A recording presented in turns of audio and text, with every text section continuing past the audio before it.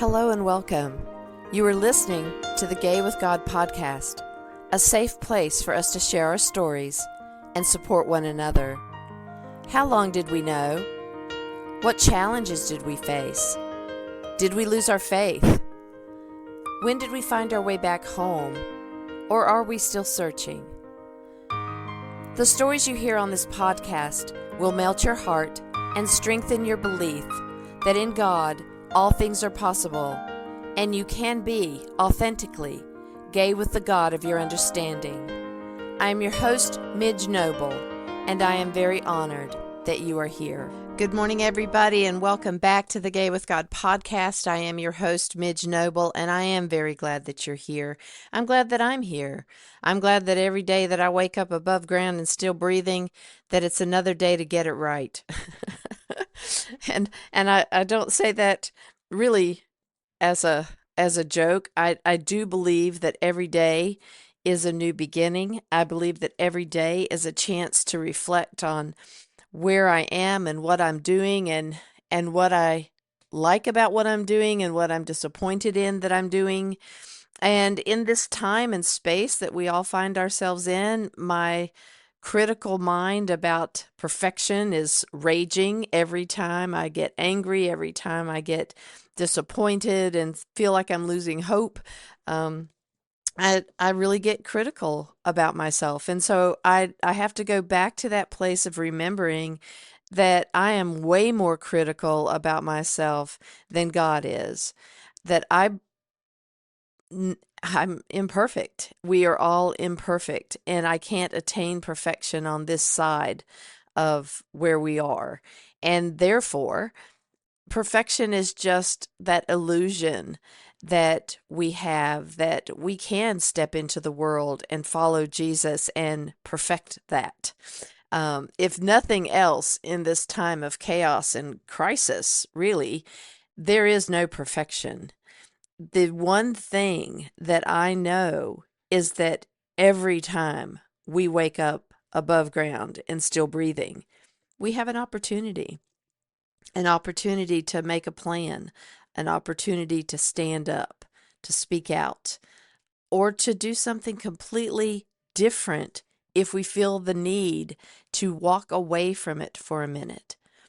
I saw a wonderful video on hope, and I was going to attend it online. I had signed up to attend it, and I'm so grateful that Catherine Meeks decided to post it in an email to all of us so that I could still watch it. I was not doing well that evening physically, and so I just needed to take a break, and I didn't feel like being a part even on a Zoom call. I watched it, and it is a conversation between Bishop Booty, Right Reverend Michael Hunn, and Right Reverend Greg Loya, and I just love what they were talking about. I love it because it reminds us, as we've talked about here, that there are some things that we can do to get through this crisis. And it may be that we are showing up for the protests and we're walking and we're doing those things that we've talked about. But yet when you're physically ill or you can't go, it's not that you're out of the game. There are still tons of things that we can do for ourselves and tons of things that we can do for the cause or the movement. So sharing those posts where people are protesting is an amazing way to continue on social media to make the negativity less of the story and use the positivity that we are generating. Anytime we can magnify positivity over chaos is a good thing. And I totally admit that my need to dispense information about the drama has overshadowed some of the positivity that I can put out in the world. And so today I started to think about that video and what were the key components of that as far as taking care of myself and what I can say to you guys to take care of yourself, but also be part of the resistance. So, Bishop Booty is just brilliant, and she admitted on the video that she doesn't really have a practice that she is consistent with. She's one of the humans in the world that, may not always do centering prayer every morning. She may not be the person that will always do her devotions first thing, but she definitely has a spiritual practice of writing down thoughts that are coming to her and being able to reflect on those thoughts. So we call that journaling. And it could be writing something that just inspires you, that you start thinking about, and you just free write, as we say, and just not think about it, but just write down everything that comes into your mind. When you look back at that free writing, although you might be upset at the punctuation and the grammar, but don't worry about that. Just look at the hidden messages that I would believe is spirit running through us and giving us thoughts and feelings. So those little nuggets that you might pull out of this jumble of free writing expression can be really, really helpful to see where is your pain, where is your strength, where is your joy, where is your call? And so that you never know what's going to come out of that free writing, but when you go back and reread it and look for the nuggets of wisdom, you will surely find probably many things in there that you didn't know you were resonating that you could really hold on to. But Right Reverend Greg Loya has several different practices that he uses every day to take care of himself during this struggle. And one of those is centering prayer. If you're not a Christian or you do not follow a particular faith, centering prayer is really just meditation. And so it's sitting in silence and just allowing yourself to move thoughts that come into your brain out of your brain. And they talk about having a grounding word. For me, it's Shanti because that means peace. And so Shanti for me gets said a lot when I'm doing centering prayer, and it was a lot when I was doing meditation. Same thing, just different words. But that centering prayer is a time, that word that I chose, Shanti, is a time during centering prayer to bring me back to the silence.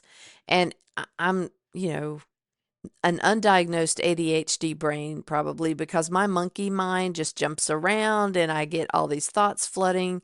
And so I continue to just say Shanti and bring myself back for a moment.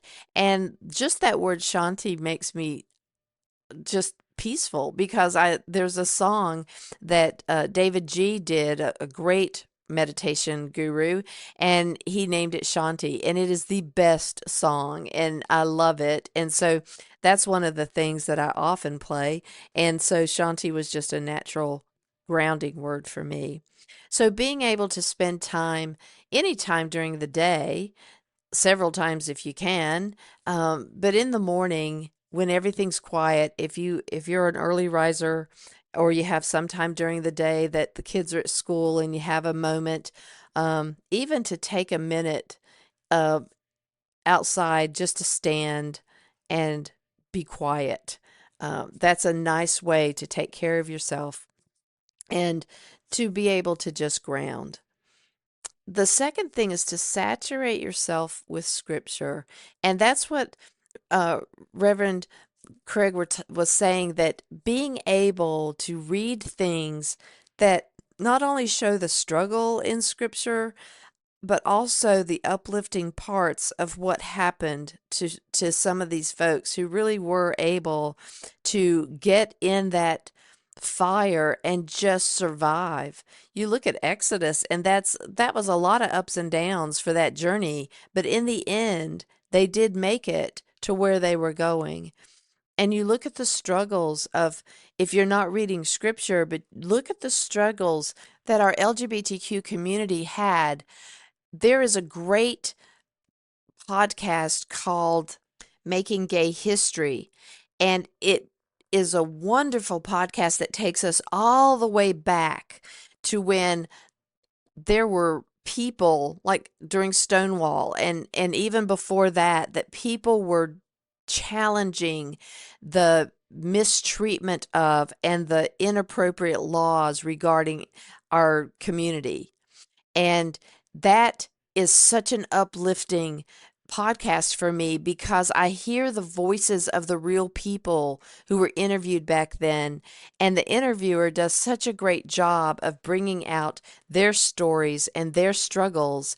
And we know that even though we're struggling again, that we really came about and got some rights for ourselves that were in my lifetime that I never thought would happen. I really was so shocked when my beloved and I could legally married in the state of North Carolina, of all places. We got to be married legally. And we are married legally. No matter what they think they're going to do to our marriage, we have already been married legally. And if it happened once, it's going to happen again. If they take it away, we're still going to fight and we're still going to be able to reclaim that. I don't know if that will be in my lifetime, but I do believe that the pendulum is always swinging toward love and hope, and it won't stop. The pendulum does not stop. And we have good times, we have bad times, and we have struggles, and we have successes. So when you're saturating yourself with things that can uplift you, that can show you the struggles of others, but also give you something positive, that's a really, really important thing to do. Reverend Craig also said that he wants to study the lives of the saints and the ancestors because they teach us things that they went through that we can stand on. And there again, if you're not looking at saints in the Bible, can just look at history and see the people that came before us, what struggles they had, and how they chose to continue to move forward. It doesn't have to be scripturally based. It can be anybody who wrote a memoir or somebody did a biography on someone and showed how many struggles they had. And it could have been a family of abuse or a family of poverty and where they came from. You just look at Oprah and see where she came from and how she continued to believe in herself enough and to find a love for herself to be who she is today. And the one thing that I wasn't expecting that Reverend Craig said was play. And he said that play is a way to show that we still have an act of defiance within us. It is like taking hope and holding it up as a beacon of light to say, no matter what you're going to do to me, whatever you're going to do to my rights, whatever you're going to do to my money, that I can still play. And that's a huge concept, to think that we can generate joy in just being able to play. And that is our act of defiance. So even if you can't march, even if you can't donate money, even if you can't make any of this better, you can stand on your own front porch and do tiddlywinks, or you can stand on your own front porch and watch your kids play. You can play with your dogs. You can play in any way that brings you laughter and joy for those moments where you put aside the struggle. You don't focus on the struggle and you just focus on being happy in that moment. In my formation class this past Sunday, there's a dear person in there that actually lives in New York, and he is Buddhist. And one tenet of belief in Buddhism is that you don't focus on whatever is going wrong and give energy to that. You focus on the energy of hope, basically. You focus on the energy of things working out and what you can do in that moment. Because we all know that we're magnets, basically. And whatever we put out into the world is like it's coming right back to us. And so we want to make sure that we're putting out as much positivity and as much love and as much joy that we can possibly put out into the world. We can do that individually. We can share joy collectively. If you get your pals together and you go out and dance or go to a brewery or go to a play, that is an act of resistance. Because instead of sitting at home and wallowing in the fear and the angst, you chose to do an act of resistance. That doesn't mean that we don't remember to do the work. Of course, we're going to do the work. April 5th was a huge example of how people are going to do the work and still have a lot of joy. If you looked at those videos of people honking and dancing and singing and raising their signs, that was a serious act of joy. It was resistance, but they had a blast doing it. And I regretted not being able to go. I was so looking forward to it. I had signed up to go and I couldn't make it. So I continue to support those who can and those who choose to. In your life, this is your moment. It is all of our moment to find the way that we will survive this and not give in to their negativity. I don't know how this will end eventually. I have a dear friend that says she sees the signs and she doesn't believe that it's going to be 4 whole years. I don't know what that means exactly, but I trust her and I'm hoping in what she's saying. But for now, you and I, this is our moment. It is our moment to put the face of joy and love into the face of their negativity. So continuing to find your joy, continuing to find the things in your life that you can do that will bring you that inner strength to seek the joy.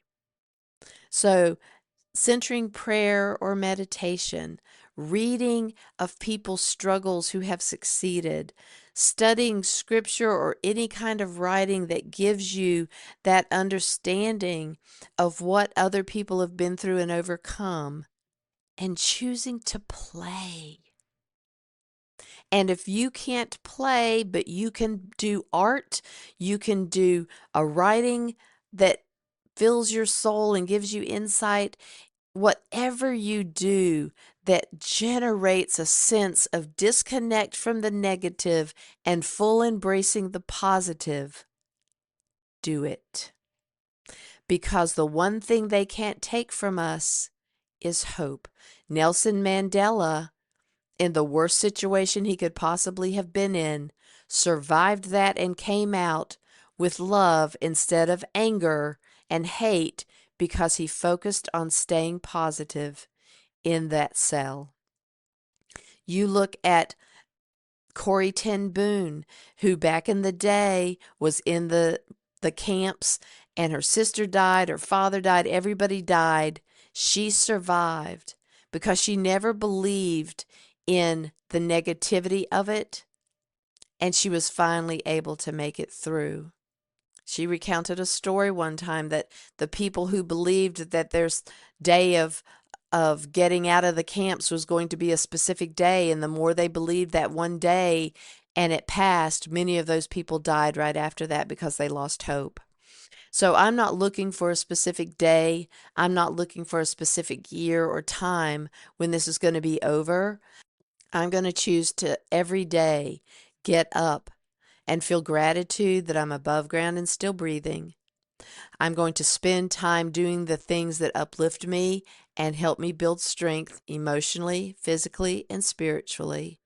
And I'm going to continue to laugh, to love, and to live my life so defiantly in play that no one can take my joy.